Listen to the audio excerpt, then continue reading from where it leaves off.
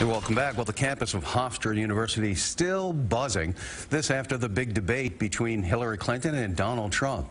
In just a few weeks, the campus itself was transformed into an international media center. That is, hundreds of journalists were on hand on Monday to report on the first head-to-head clash between the two major candidates. You can see how excited all the students were there, gathered for that big moment.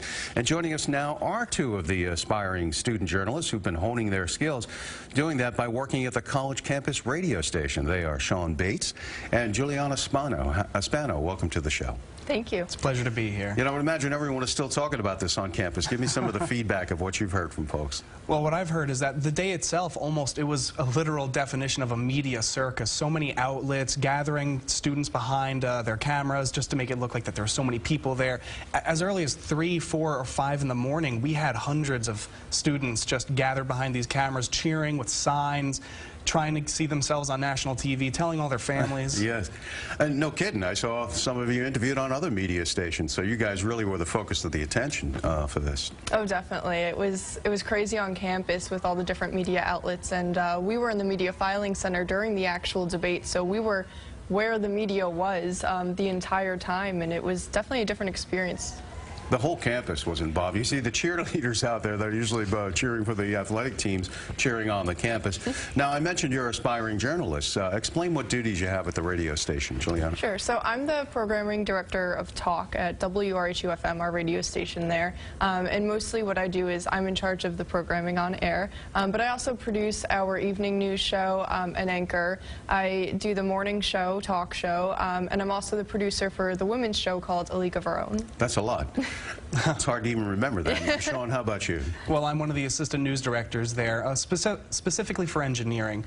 Mostly what I do is I assist the news director when it comes to putting together our schedules for the week. I also help produce our evening newscast, Newsline. That involves a lot of making sure that everybody is where they have to be, putting stories together, just making sure it all looks good. So there was a lot of special coverage of the debate. How did you prepare for this? Oh, definitely. Yeah, well, we did a lot of pre-recorded interviews to air during the day, and a lot of specials for specific shows. For like our women's show, we did an interview that was focusing on women in politics. And then during the actual debate, we aired it on our airwaves, and afterwards we did live coverage trying to get interviews of the surrogates who were walking out.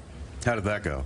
Pretty well. We got some good people. We got Rudy Giuliani. I was able to ask Donald Trump a question quickly. So that is good. Yeah. Because you were like in one of the lines, right? Yeah. As the people went by. I mean, just crazy. And, you know, people were thinking, oh, something bad could happen there. You know, this is New York and there's, you know, heated emotions. But it really went off pretty smoothly, it seemed like. It did go smoothly. I was volunteering as a technical assistant, so I had to follow around the senior technical manager for the days leading up to the debate.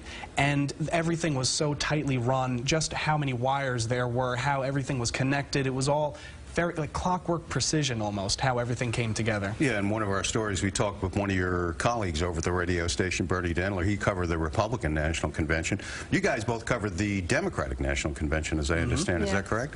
And what stood out to both of you about that? I think it was just interesting to finally be in this environment with so many other people in our field as actual journalists rather than as interns or as college students who got lucky and got a ticket. And it was just so fascinating to see the hubbub of activity that sprung up seemingly almost instantly with the conventions. You know, what's interesting to me is that, you know, we went to the DNC over the summer and we're able to report at a very historic moment, which was, of course, when the first female candidate was nominated for a major political party, and then seeing that environment, history. Yeah. It was history made, and we were in that room, and that's pretty crazy to me. And then finding out that Hofstra was hosting the first debate and kind of having what happened at the DNC happen on our campus was very surreal. Well, I can tell that you guys are in this business. You even refer to them as the DNC. That sounds like a journalist right there. What did you think of it? No other way to put it, the media circus that was there. At the DNC itself? No, at the Hofstra debate on Monday. Oh, I mean, I feel like media circus really does succinctly sum it all up, but just the amount of activity that was on campus, it really brought out the Hofstra pride that we see all the time, all the signs that were there. It felt It felt like Hofstra just became the center of the universe for just a couple of days. We had all of these media outlets broadcasting nationally, internationally.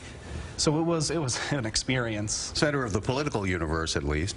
Well, let me ask you a couple of questions about what you observed. I mean, when you're thinking about getting into this and you're idealistic and young and, you know, seeing what you want to do with your life, do something. Most journalists say, oh, I want to help people and do something to make a difference. Do you feel that, from what you've seen, that the media is a fair and honest broker? Let me start with you, Juliana. Sure. I think that some networks maybe slide towards one political view, to kind of gather a certain type of audience. I mean, yeah, they call that narrowcasting, yes. And that's developed in the last 20 years. People, media giving audiences what they want. Well, what do you think about that? I feel like it's just a product of what happens. The media is trying to appeal to an audience, and in order to do that, maybe they have to slide a bit to the left or a bit to the right to fill a niche in the industry. It's seemingly almost just a natural occurrence, and although it may not necessarily be a positive benefit, it is something that is well documented. Well, how important is objectivity to you in this business? To me, I believe that objectivity is what we should be striving for. It may be difficult, it may almost be impossible, because to some level there will always be a little bit of subjectivity when somebody is either writing a story, putting it into the teleprompter, or discussing it on camera. Because we're the sum of our own personal experience. It's hard to escape yourself, right? Exactly. We can't escape our backgrounds, you know? And that can influence you. But the thing is, the main thing I was taught was to be aware of that. And that with that, you try to shed that, put it aside, and just be fair. I mean, how do you view it? How do you try to put that in its context? Well, I definitely think that it's important to, you know, be aware of how you're writing, how you're reporting, and, you know, the type of people that you are reporting. So let's say you get an interview with someone from the Democratic Party. You should also try to interview someone from the Republican Party. That way it's at least balanced. Yeah, because unless your job is to be a commentator, your job is really to let people hear what the folks you're interviewing have to say. And so now you saw how hard the job of the moderator is. You can't almost win, and somebody's going to hate you no matter what you do. Do you think, though, that the moderator should have the job of doing fact-checking? Let me start with you, Sean. I think that fact-checking, there's a lot that is said at these debates very quickly, and having to fact-check all of that then and there would be pretty difficult for the moderator. Really, the moderator there, in my opinion, is there just to make sure that everything flows smoothly and both candidates have an opportunity to speak. The watchdog facts-checking, it is something that the moderator could do, but it's something that may be too much for them to focus on, so it could be left to a third party at the end of the debate. Juliana? And I actually kind of disagree. I think that it is important for the moderator to step in, because you have two candidates that could be spreading lies, and the only way to find out if they're both disagreeing is for a moderator to step in and say, hey, this is exactly what happened. And we saw that happen in 2012 with Obama and Romney at Hofstra University's debate. Well, you see the debate that goes on in our own industry here. If you had been the moderator, and we have about 30 seconds here, what question would you have asked?